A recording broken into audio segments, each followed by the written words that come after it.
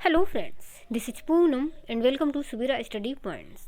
तो फ्रेंड्स, आज हम डिस्कस करेंगे जैव विविधता के संरक्षण से संबंधित अंतर्राष्ट्रीय प्रयास।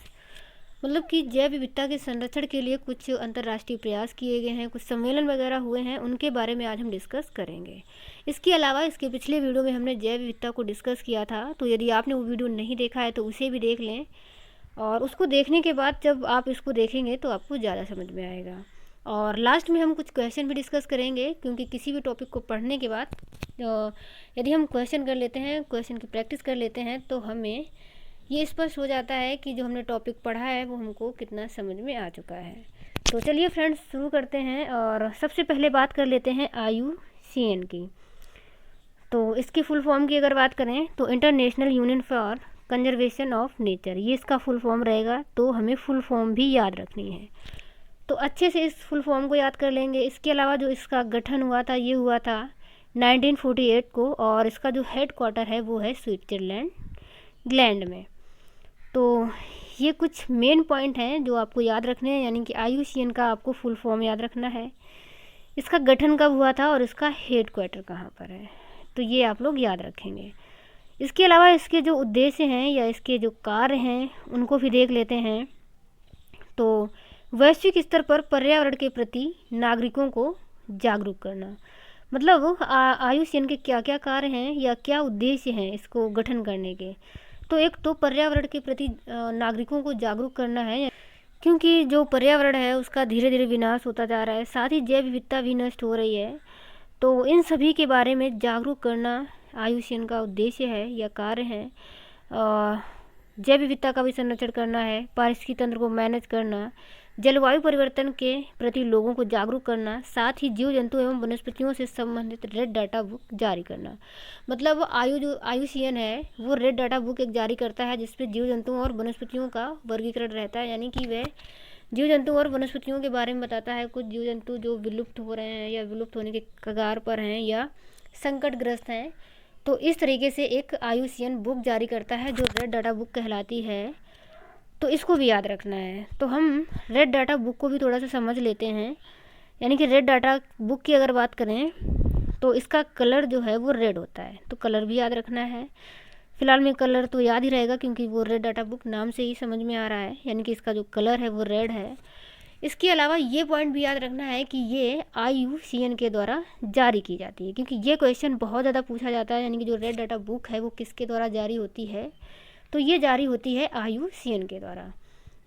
इसके अलावा इसके रेड पेज की अगर बात करें तो इसमें संकटग्रस्त प्रजातियों का वर्णन किया जाता है जो रेड डाटा बुक है।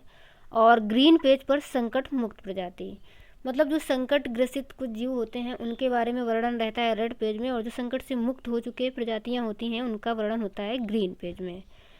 इसके अलावा विलुप्त हो रही प्रजातियों को संग्रहित करने की तालिका है ये एक बुक। मतलब अगर बुक की बात करें कि ये एक बुक क्या है, तो ये एक तालिका है जो कि विलुप्त हो रही प्रजातियों को संग्रहित करती है। इसके अलावा IUCN द्वारा प्रकाशित की जाती है, तो ये हम पहले ही बता चुके हैं। तो ये सारे पॉइंट आप लोगों को याद रखना है। इसके अलावा रेड डाटा बुक में 9 श्रेणियाँ हैं, तो उन श्रेणियों को भी देख लेते हैं। सबसे पहले यहाँ पर लिखा हुआ है विलुप्त, यानी कि एक विलुप्त श्रेणी है। तो यदि कोई प्रजाति अपने आवास में 50 वर्ष से नहीं देखी गई है तो उसे विलुप्त माना जाएगा, ये पॉइंट आपको याद रखना है। इसके अलावा वन विलुप्त, तो वन विलुप्त से मतलब है कि कोई ऐसी प्रजातियां जो वन से विलुप्त हो गई हैं, मतलब अपने प्राकृतिक आवास में ना पाई जा रही हैं, बल्कि उन्हें कहीं पर संरक्षित किया गया है, जैसे चिड़ियाघर वगैरह हो गए। तो इस तरीके से उन्हें संरक्षित किया गया है, तो संरक्षण के रूप में वो मिलती हैं, लेकिन अपने प्राकृतिक आवास से यदि वो विलुप्त हो चुकी हैं तो उन्हें हम कहेंगे वन विलुप्त। इसके अलावा संकटग्रस्त, जो प्रजातियां संकट में हैं, बहुत ज़्यादा संकटग्रसित हैं, उन्हें हम संकटग्रस्त प्रजातियां कहेंगे। अति संकटग्रस्त से मतलब है कि जो बहुत ही ज़्यादा संकटग्रस्त हैं। और संवेदनशील, यानी कि जो प्रजातियां संवेदनशील हैं, जिन्हें भी बचाने की आवश्यकता है, तो उन्हें हम संवेदनशील श्रेणी में रखते हैं। निकट संकटग्रस्त, मतलब कुछ प्रजातियां ऐसी भी हैं जो संकट के करीब हैं, मतलब ज़्यादा संकट नहीं है अभी, लेकिन संकट उन पर भी आ सकता है। मतलब कुछ प्रजातियां ऐसी होती हैं जो संकट के करीब हैं, अभी संकट नहीं है लेकिन संकट उनमें उत्पन्न हो सकता है। तो कुछ ऐसी भी प्रजातियां होती हैं और संकट मुक्त, जो संकट से मुक्त हो चुकी हैं।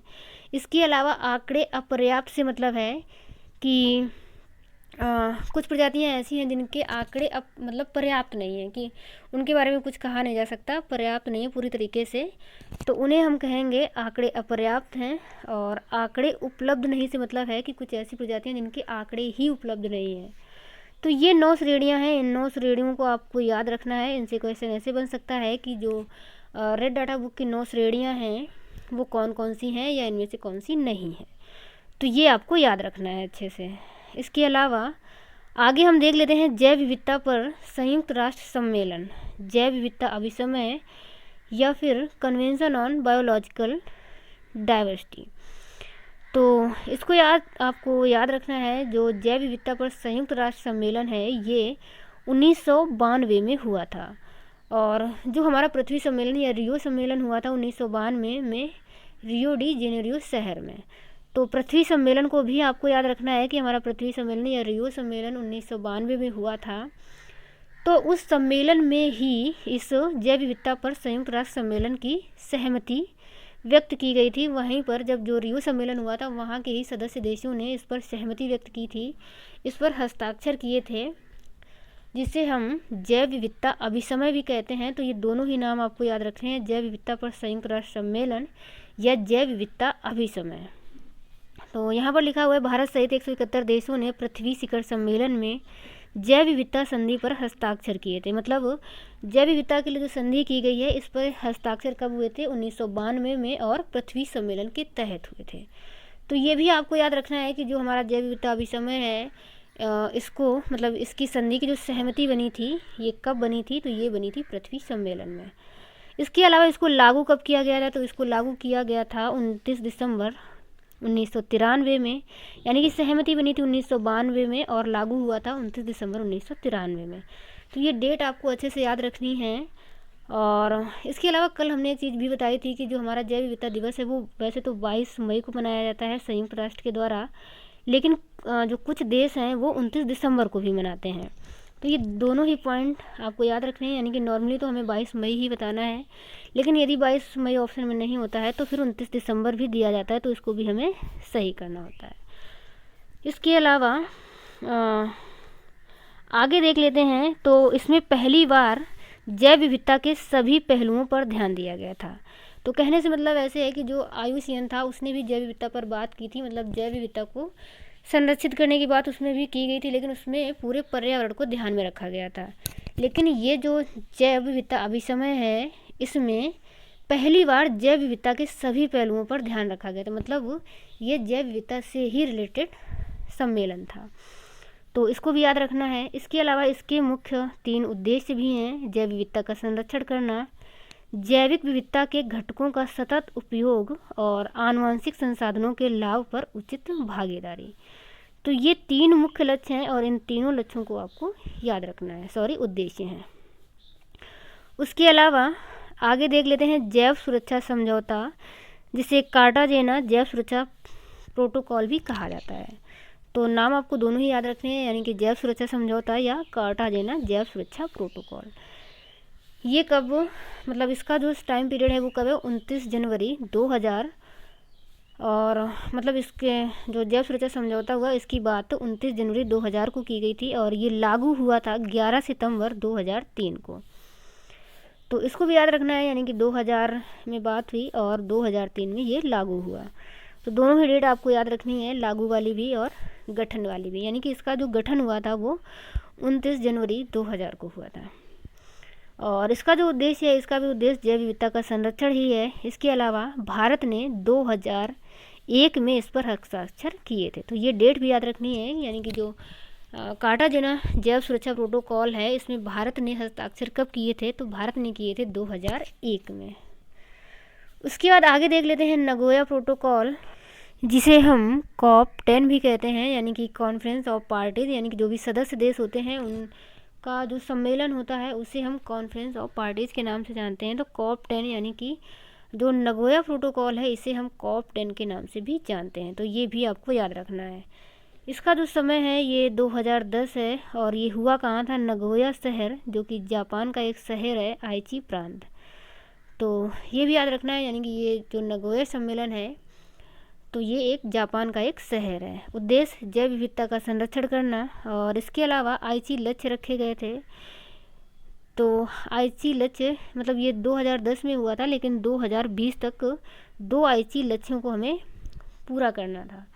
एक तो 17% भू क्षेत्र, मतलब जो स्थल है वहाँ पर 17% जैव विविधता का संरक्षण करना, और समुद्री क्षेत्र में 10% जैव विविधता का संरक्षण करना। इसके अलावा एक और भी पॉइंट था कि संयुक्त राष्ट्र ने 2011 से लेकर के 20 को जैव विविधता दशक भी घोषित किया था। मतलब ये 2010 में हुआ था, और उसके बाद 2011 से लेकर के 20 तक हमें आइची लक्ष्यों को प्राप्त करना था। इसी वजह से 2011 से 2020 को जैव विविधता का दशक संयुक्त राष्ट्र ने इसे घोषित किया है। इसके अलावा ये लागू कब से हुआ, तो ये लागू हुआ 2014 से, तो ये डेट भी आपको याद रखनी है। इसके बाद आगे देख लेते हैं रामसर सम्मेलन। तो जो रामसर सम्मेलन होते हैं, जो रामसर भूमियाँ होती हैं, तो रामसर भूमि आप देख सकते हैं, इन्हें आर्द्र भूमि भी कहते हैं, या नम भूमि, या फिर दलदली भूमि भी कहते हैं। तो ये कुछ इस तरीके से होती हैं जहाँ पर जो दलदल क्षेत्र होता है उसे हम आर्द्र भूमि कहते हैं। तो इसका गठन कब हुआ था, ये हुआ था 2 फरवरी 1971 को, और इसी वजह से 2 फरवरी को ही आर्द्र भूमि दिवस मनाया जाता है। तो ये आपको याद रखना है कि जो आर्द्र भूमि दिवस है ये कब मनाया जाता है, या वेटलैंड डे कब मनाया जाता है, तो ये मनाया जाता है 2 फरवरी को। ये डेट आपको याद रखनी है, दिवस भी याद रखना है, क्योंकि दिवस क्वेश्चन में पूछा जाता है। इसके अलावा हुआ कहाँ पर था, तो ये हुआ था रामसर शहर, जो कि ईरान का एक शहर है, और इसके अन्य नाम भी हैं, मतलब अन्य नामों से भी जाना जाता है। रामसर अभिसमय सम्मेलन, मतलब रामसर अभिसमय या रामसर सम्मेलन, या फिर रामसर समझौता, या रामसर प्रोटोकॉल। तो ये नाम भी याद रखने हैं। साथ ही इसके जो उद्देश्य हैं, तो आर्द्र नम दलदल भूमि का संरक्षण करना, क्योंकि ये जो भूमियाँ होती हैं इन्हें आर्द्र भूमि, नम भूमि, या फिर दलदल भूमि के नाम से ही जाना जाता है। तो इन्हीं का संरक्षण करना इसका मुख्य उद्देश्य था, और जैव विविधता का भी संरक्षण करना। साथ ही स्थल व जल के संक्रमण क्षेत्र को आर्द्र कहते हैं, मतलब जहाँ पर दलदली भूमि होती है, तो स्थल और जल का जो संक्रमण होगा उसे ही हम आर्द्र भूमि कहेंगे, और इसकी गहराई जो है 6 मीटर कम से कम होनी चाहिए। तो ये भी याद रखेंगे। इसके अलावा भारत में आर्द्र भूमियों की संख्या 75 है, और इन 75 आर्द्र भूमियों को हम अगली वीडियो में डिस्कस करेंगे, क्योंकि इसी में डिस्कस करते तो वीडियो थोड़ा ज़्यादा बड़ा हो जाता। तो इसको हम अगले वीडियो में डिस्कस करेंगे, तो अगली वीडियो भी आप लोग देखिएगा, वहाँ पर हम आर्द्र भूमियों के बारे में डिटेल में आप लोगों को बताएंगे। तो अब यहाँ पर हम कुछ क्वेश्चन देख लेते हैं। पहला क्वेश्चन है, रेड डाटा बुक अथवा रेड लिस्ट से संबंधित संगठन है UTES, या फिर IUCN, IBWC, या फिर WWF। तो आप लोगों को पता ही है, हमने अभी डिस्कस किया है कि जो हमारी रेड डाटा बुक है इसको कौन जारी करता है, तो इसको जारी करता है IUCN, यानी कि रेड डाटा बुक या फिर रेड लिस्ट से जो संबंधित संगठन है वो होगा हमारा IUCN, यानी कि ऑप्शन हमारा सेकेंड नंबर सही हो जाएगा। वेटलैंड दिवस मनाया जाता है, तो ये भी अभी मैंने बताया कि जो वेटलैंड दिवस या आर्द्र भूमि दिवस है ये कब मनाते हैं, 2 फरवरी को, क्योंकि 2 फरवरी को ही हमारा जो रामसर सम्मेलन हुआ था, और जो रामसर सम्मेलन है ये आर्द्र भूमियों से ही रिलेटेड है। तो ऑप्शन हमारा सेकेंड नंबर सही हो जाएगा। इसके अलावा अगला क्वेश्चन है, किसी प्रजाति को विलुप्त माना जा सकता है जब वह अपने प्राकृतिक आवास में नहीं देखी गई हो, तो इसको भी बताया हुआ है। तो ऑप्शन देख लेते हैं, 15 वर्ष, 25 वर्ष, 40 वर्ष, या फिर 50 वर्ष से। तो किसी भी प्रजाति को हम विलुप्त मान सकते हैं जब वह अपने प्राकृतिक आवास में 50 वर्ष से ना देखी गई हो। तो ऑप्शन हमारा 4 नंबर सही हो जाएगा। उसके बाद अगला क्वेश्चन देख लेते हैं, जैव विविधता में परिवर्तन होता है। तो इसके ऑप्शन देख लेते हैं, भूमध्य रेखा की तरफ बढ़ती है, भूमध्य रेखा की तरफ घटती है, पृथ्वी पर एक समान रहती है, या फिर ध्रुवों की तरफ बढ़ती है।